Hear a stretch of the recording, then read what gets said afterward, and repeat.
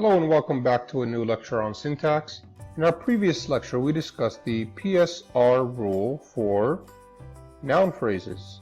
In this lecture we continue by talking about the PSR rules for the adjective phrase, adverb phrase, prepositional phrase, verb phrase, the TP, and the CP. So the adjective phrase has as its head an adjective, say big. Now this adjective can be modified by an adverb phrase. Take for example very. Now the head here is the adjective itself. Now you might wonder why the head is the adjective for adjective and not the adverb. Well, one easy way to figure out is what is the most important thing we're talking about here when we say something is very big. Well, the most important thing is the word big. Very is just there to limit or modify the meaning of big. So then this adjective is the head, and it is the head of what? The head of an adjective phrase. So now what about the adverb phrase? The adverb phrase, as the name suggests, has as its head an adverb. Adverbs usually end in ly. Quickly is an adverb. Now sometimes you want to modify or describe even further how quickly. So you might want to say very quickly or rather quickly. This in itself is another adverb phrase. So now our head adverb along with another adverb phrase is one big adverb phrase. Therefore the PSR rule for adverb phrases is an obligatory adverb and an optional adverb phrase. Now what about prepositional phrases or PPs? A PP consists of an obligatory preposition followed by a noun phrase, like for example, in the car. And this triangle here is just a very short way of drawing a noun phrase if you're lazy. Therefore, in the car would actually look something like this. This is your noun phrase, and the prepositional phrase made up of the head P with a noun phrase following it. Now we want to ask, is this NP obligatory? Well, people disagree. Take the sentence, for example, I took the garbage out. This out here seems to be a prepositional phrase consisting of only a preposition. Now the reason there's some controversy here is that some people don't consider this out here to be a preposition. But we'll leave that for another class. So for now, let's just take both to be obligatory. Now we move on to the verb phrase. So this is the phrase structure rule for verb phrases. It looks kind of complex, but let's break it down. Here's an optional or multiple optional adverb phrases. Then we have our obligatory verb. Then we have an optional noun phrase. After that we have, and this is what these two curly brackets here indicate, you can either have another noun phrase or a complimentizer phrase. Followed by that you have an adverb phrase, optional, then multiple optional prepositional phrases, and finally multiple optional adverb phrases. Let's take one big example.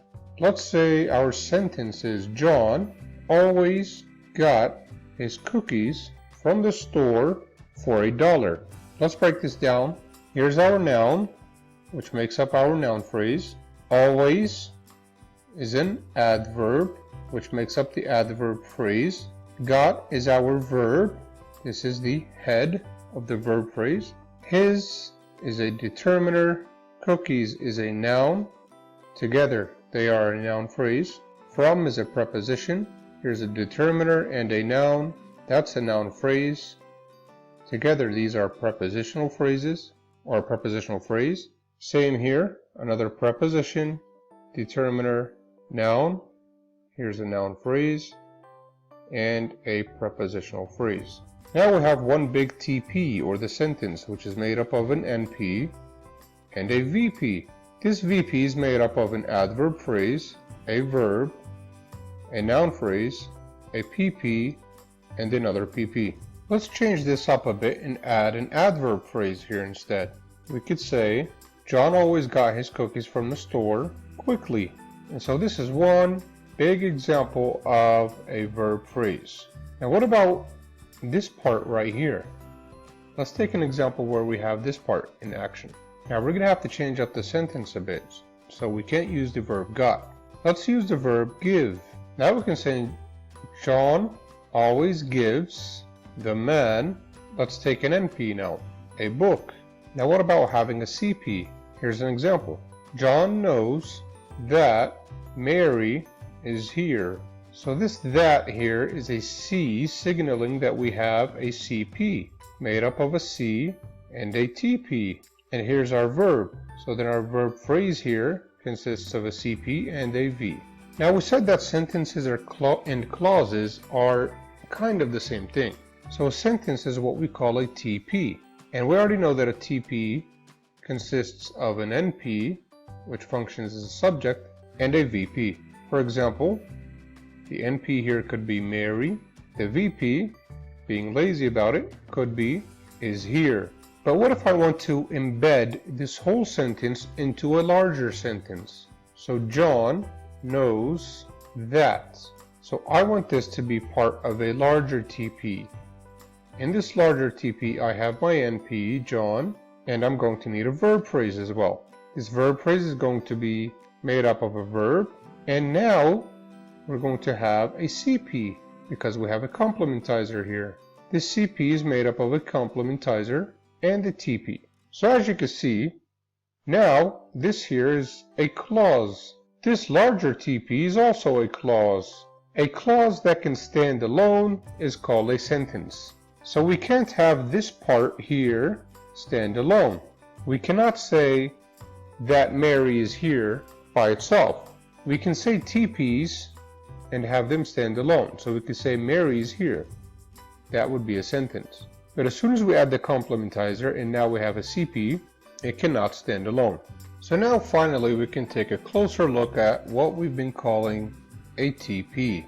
Now we said that TPs can stand alone, therefore we call them sentences. TP stands for tense phrase. Well, we've seen that the head of a noun phrase is a noun. The head of an adjective phrase is an adjective. The head of an adverb phrase is an adverb. The head of a verb phrase is a verb. The head of a prepositional phrase is a preposition. And finally, the head of a complimentizer phrase, or CP, is a complimentizer. Well then, what is the head of a tense phrase? Take this sentence. Mary eats apples. Apples is a noun phrase. This is a verb. They make up the verb phrase. Mary here is an NP. And here's our TP. So far we know that TPs consist of only noun phrases and verb phrases. But what if our sentence was just a bit different? For example, what if we add a modal verb here, like will? Mary will eat apples. Now where does will go? Will is part of the category T, short for tense. Under the category T, we can have modal verbs or auxiliary verbs. And this is where the name TP comes from, because the head of a TP is considered to be a tense. But the only weird thing about this is that this tense is optional. Now in all of the other types of phrases that we've seen, the head is always obligatory. But in the tense phrase, the head T is optional. It's optional because we can say Mary eats apples without mentioning neither a modal or an auxiliary. Now in advanced lectures, we will take that back and say that it's not optional. But for now, this will do.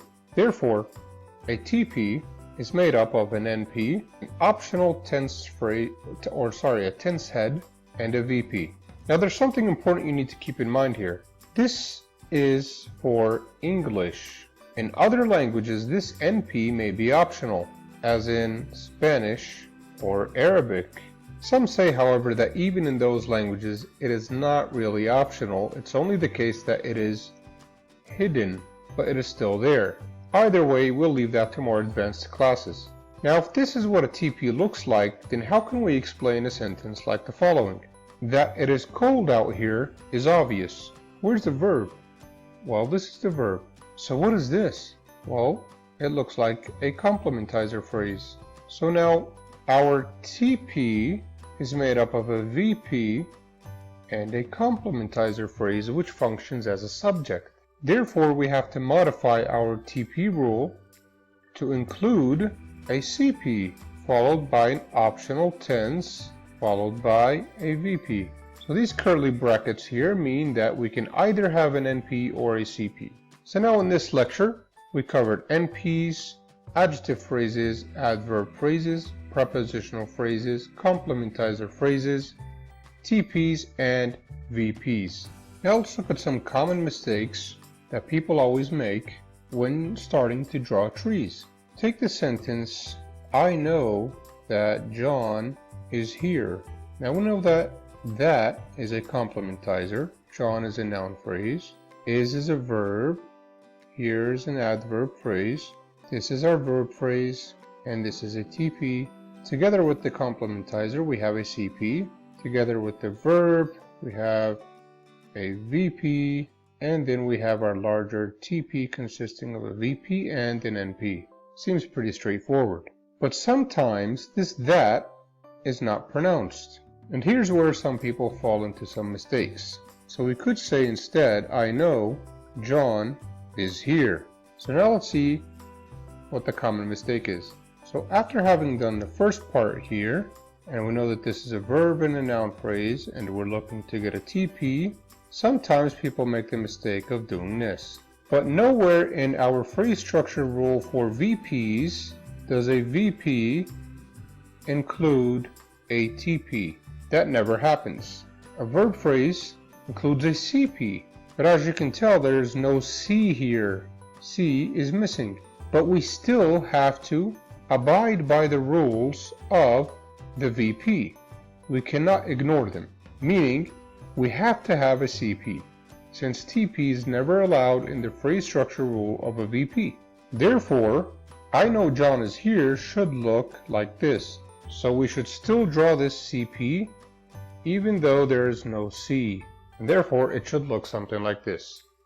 And that is because, again, in our phrase structure rule for VPs, nowhere does it say that a VP may give rise to a TP. A VP can give rise to a CP.